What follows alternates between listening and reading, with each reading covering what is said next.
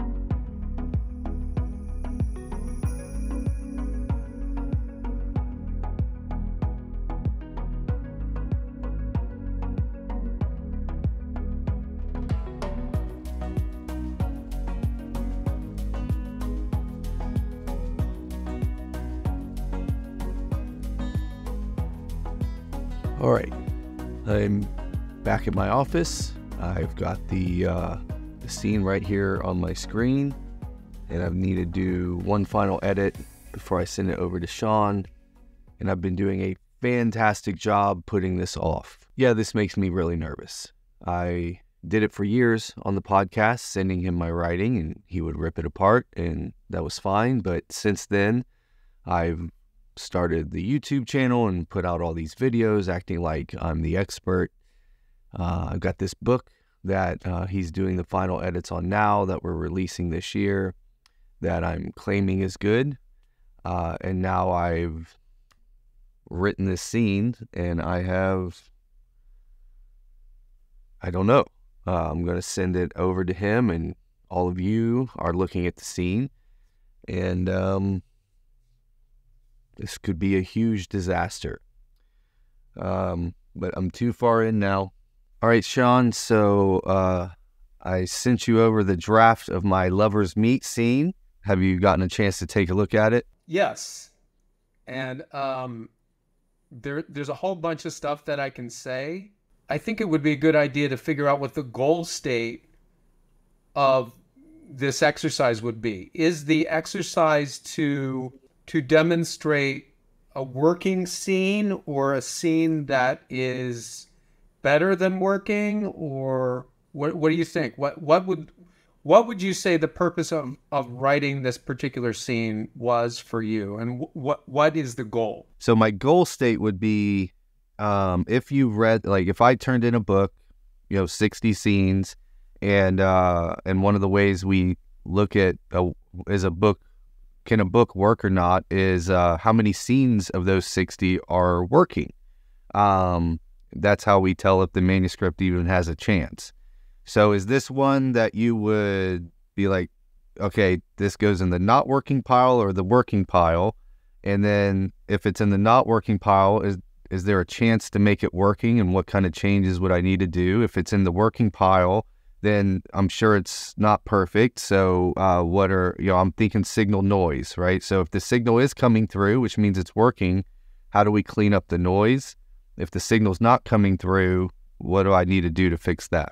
I'm probably gonna pull the rug out from you a little bit, and I'm sure you're used to this with me, but I'm gonna have to give you the truth as best as I know it. Okay, so first of all, I read the scene and it flowed. Okay, so when I first read it, I'm like, oh, okay. And then I started thinking about the scene, and I was like, what is it about this scene that is that I would suggest that he fix? And then I started poking around in it and thinking about, well, let's first figure out who the protagonist is. Okay, then I sort of started to get an idea there, and then I was thinking, well, what's the inciting incident? What are the progressive complications? What's the crisis? What's the climax? And what's the resolution? And they were all generally there. They felt generally there. Okay. But then when I started thinking more clearly about the innovations in the scene, I found it very lacking. Okay, what do you mean by that? Okay, so there's a difference between an idealized simulation of a story versus a real, authentic story. Okay, so an idealized version of a story is when we dream up something that we think would be great to happen. So what we do is this is sort of like a first draft kind of thing. We think about the goal of writing a story about two people who meet. And then what we do is we go into our mind's eye and we think about, well, where would I have them go? And what would they do, right? And usually what happens is that when you are a well-trained writer, you can pop out something pretty quickly that seems authentic. Now, where I'm going with here is that it feels like it would be nice if this is the way life worked. Okay. Right? Yeah. So it's kind of cute. It's what they would call in Hollywood a meet cute lovers meet scene, right?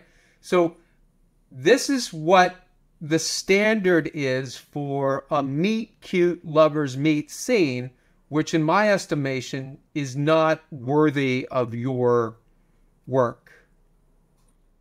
So we at StoryGrid are not interested in the sort of simulation of a story, but we're actually trying to get to the real thing. So what do I mean? I'm talking very abstractly. What I mean is that if this had occurred to a real human being and you told this story to someone, you basically would be cutting out all the interesting parts, because it's just sort of like a performance instead of reality. So that the stakes here, there isn't really a crisis. It's all sort of performative stuff where I'm not even really sure who your protagonist is. Is it John? Is it Louise? What's the point of the dog talk other than to make cute dog talk? What's the point of the distraction with the phone, which is kind of like, okay, yeah, everybody's distracted with phones, and that's kind of interesting. And he's not really, and the payoff is kind of like, oh, she actually likes him. And she's trying to get him to pay attention to her. So yes, it moves. There's a value shift. She is ignored. And then at the end of the scene, he is recognizing that she's there. Yeah. And he might call her. Right? Yeah. So it's kind of cute. But usually what happens is that when you go into a coffee shop, the objects of desire are not to meet somebody to go out on a date. So the woman behind the counter, Louise, it's difficult for me to believe that she just automatically thought, like, here's a cute guy I want to get to call me. And then the whole scene's about being cute so that he might call me. It doesn't seem real.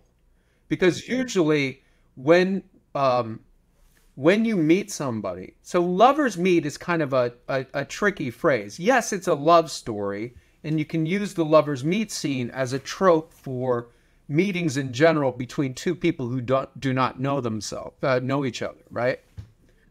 So this felt like a cliche, right? So how to fix it would be to sort of pull back a little bit and go through the StoryGrid progression and say to yourself, okay, where am I focusing my energy in this story? Am I going to be featuring, which of these characters will I be featuring in this scene? So for instance, in Pride and Prejudice, at the dance, we're seeing the world through Elizabeth's eyes, right? And then this jerk shows up, acting all hoity-toity with his rich friends, and he's very attractive, and all the girls at the dance think he is. But Elizabeth doesn't. She sees right through this guy. She thinks he's an arrogant jerk. And then she overhears him being an arrogant jerk, and that's how they meet. So at no point is her object of desire to hook this guy Darcy, and at no point is his object of desire to get this girl Elizabeth. He's trying to get through a dance with a bunch of bumpkins when he'd rather be back in London, whereas she's trying to get all of the women in her community not to just throw themselves at these foppish jerks from London. So you see, the purpose, the goal state, the object of desire is not about meeting a love. It's not about getting a date.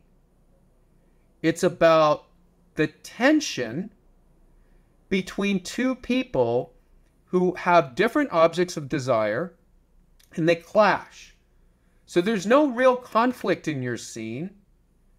It's really just kind of cute.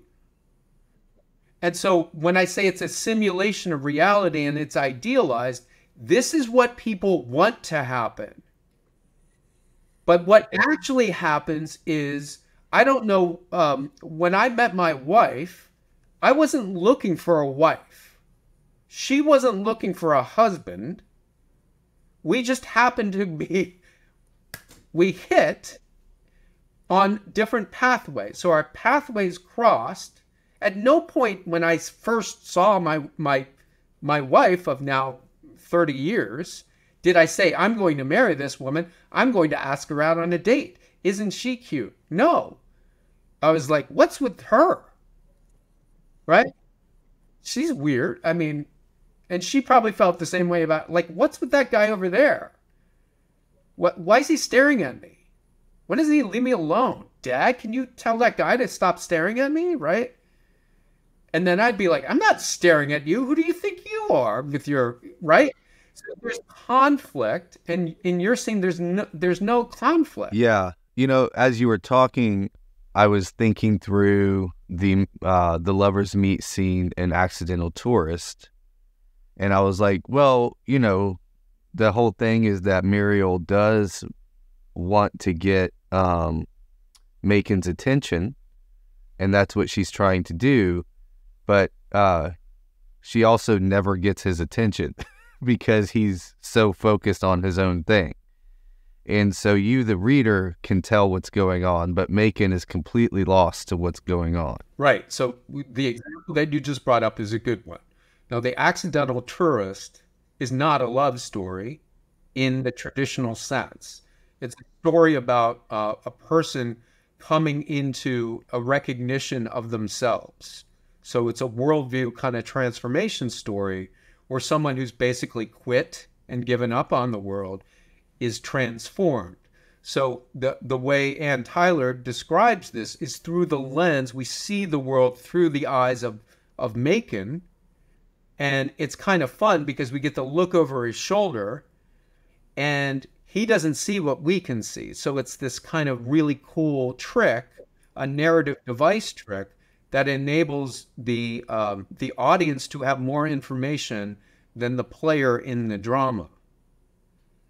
Right? So that's a way of getting, I forget it off the top of my head, but it's a distance that enables the audience to know more than the protagonist.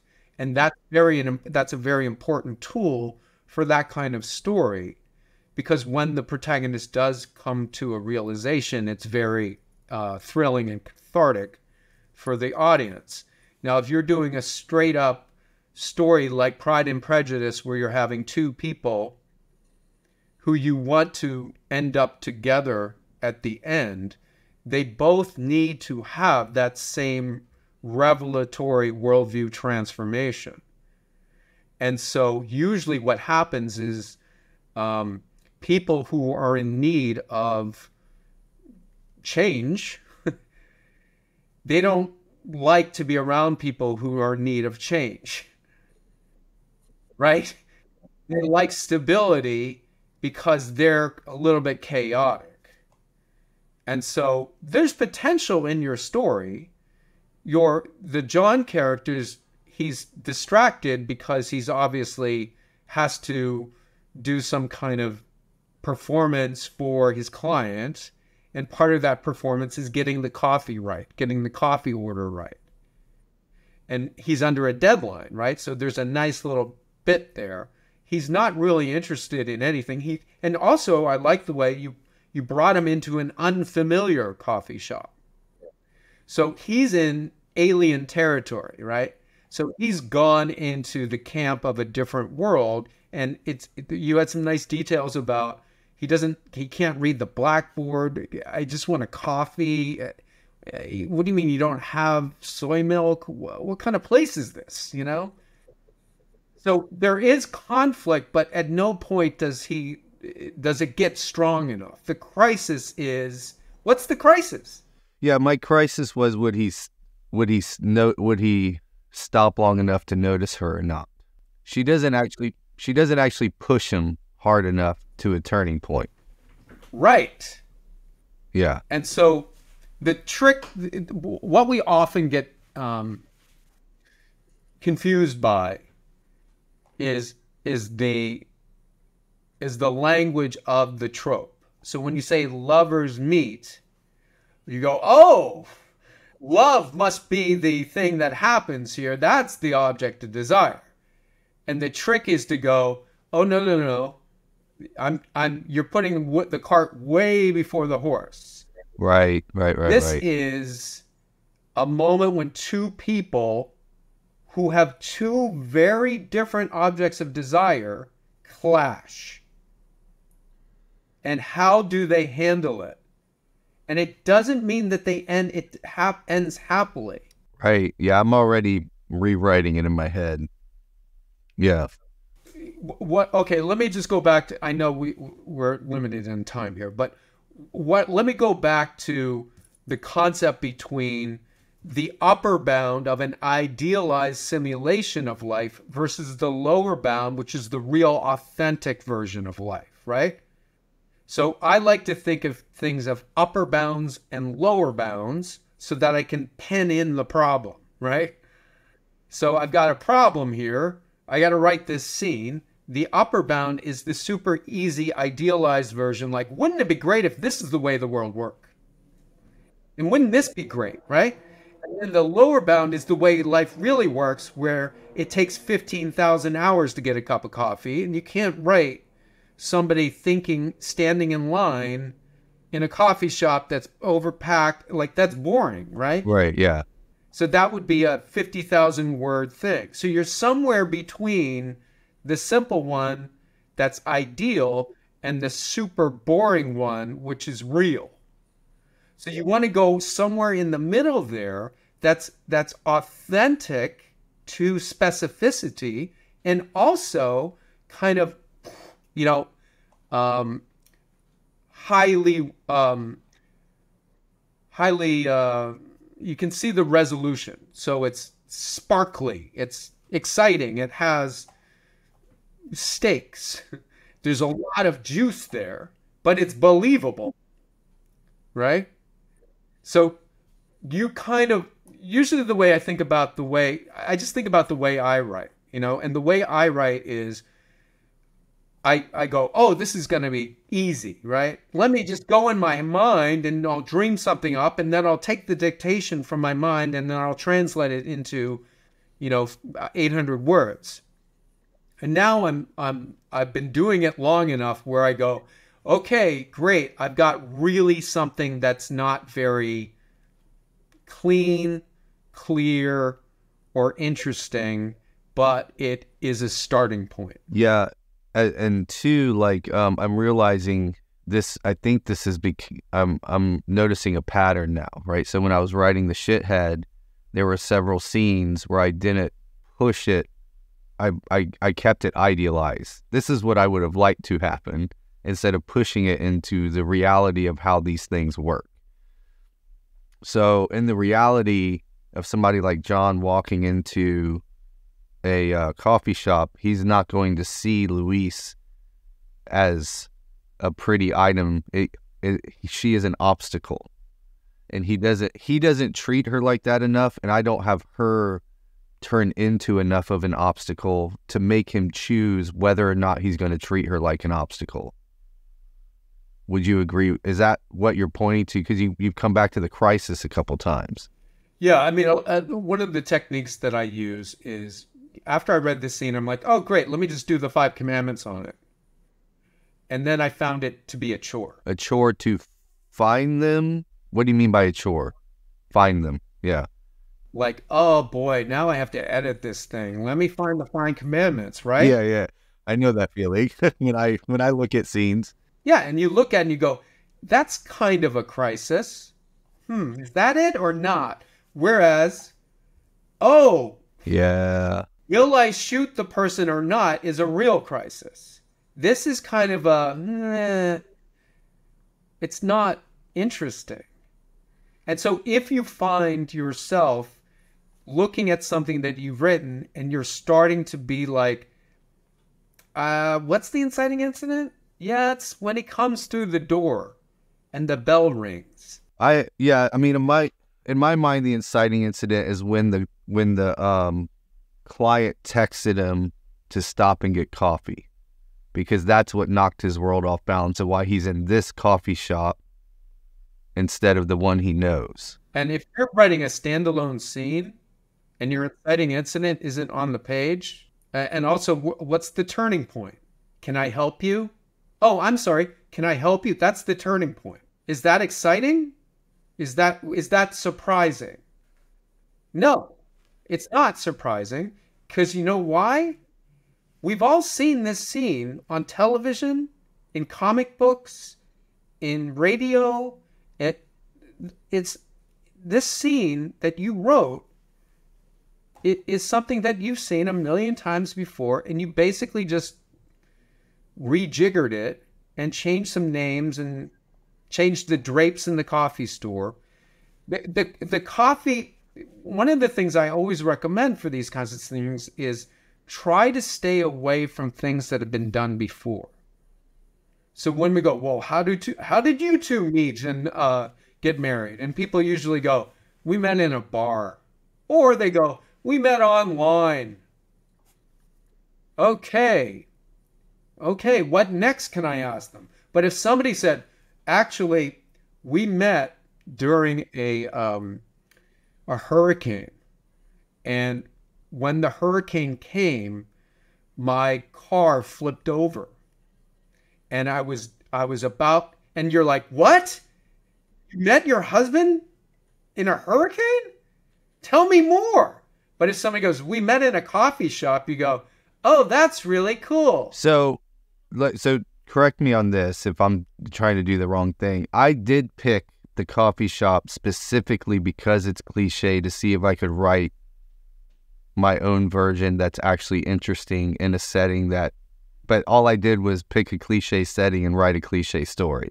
Do you think it would be better for me to, I feel like it would be better for me to rewrite this version in the coffee shop in a way where it's actually interesting than I feel like it's cheating a little bit, because I want to get better at writing these types of scenes. So if I'm a good enough writer, I should be able to write, like Ann Tyler can write a coffee shop scene and it's fascinating. So shouldn't I be pushing myself to be able to pull off something like this? Absolutely. All I'm saying is put a hurricane in the coffee shop. Stay in the coffee shop. Make it interesting. Because when you, let's say somebody did meet somebody during a hurricane and they met in a coffee shop, would they lead with the coffee shop or the hurricane? Yeah, it makes me think, like, when people ask Candace how we met, she'll say, when I first met Tim, I thought he was super immature. So she doesn't say we met in college, right? She tells the version of the story that's actually interesting. Yeah, and how she made you mature. When I met him, he was a mess. Now look at him, right? So that's the great thing about Candace, is like when she talks, there's an implication, there's a story coming, right? Now, I do want to end on a good note for you, right? It was a pleasant scene. And I can read the comments in my mind of people who watch this and go, I read Tim's scene and I thought it was great. What's with this Shawn guy and his big negativity? And my point is, do you want to do what everybody else has ever done, or do you want to get a little bit better and learn how to get into that median place between the idealized, ridiculous fantasy and the boring-ass, quotidian, boring session of reading somebody's thoughts as they're standing in a coffee line? I don't want to read either one of those. I want something in between that has some oomph, that has some conflict. And the one trick I would say is take away the whole concept of these people ever falling in love. Yeah. So here's where I'm at, is because I don't want to like rewrite the scene with you on the call, but I'm like, and I'm going to end it where you would assume at the end of this they're going to hate each other. I'm going to blow something up in some way. I'm going to throw a hurricane in. I've got an idea for that. And I got to push him to where, like, I'm hearing Danielle's voice in my head too, of just like, I never actually push him to a point where we find out who he is, right? So like, I never really squeeze. So I'm like, what I tried to do is set it up where she would be annoying. And I'm like, she needs to be annoying to the point where he either blows up, which is what he should do if this is a lover's meet scene, which is at the beginning of the book. So he needs to act in a negative way because he is the protagonist of a story that has just begun. So he can't act in a leveled up way. So those are the parameters I'm putting around it that I think will get me to what you're talking about. Yeah. Whatever you do, just do something. Okay, so that didn't go as planned. I'll tell you the truth. I really thought that I would come up with the scene, write the first draft, turn it into Shawn. He'd have a few tweaks and then we'd be good to go. This would be a quick 20-25 minute video and I'd move on. And instead, this has become a multi-part video because the scene still isn't done. So my job now is to rewrite the scene from scratch based on Shawn's feedback, and then we're going to give it another go. If you want to read that first draft I created, that link is down in the description, so you can click that and give that a look. So hang in there. Next week we'll do part 2. I'll get some more feedback from Shawn. I'll rewrite the scene, and then we'll see if I can write something that actually works. I'll see you next week.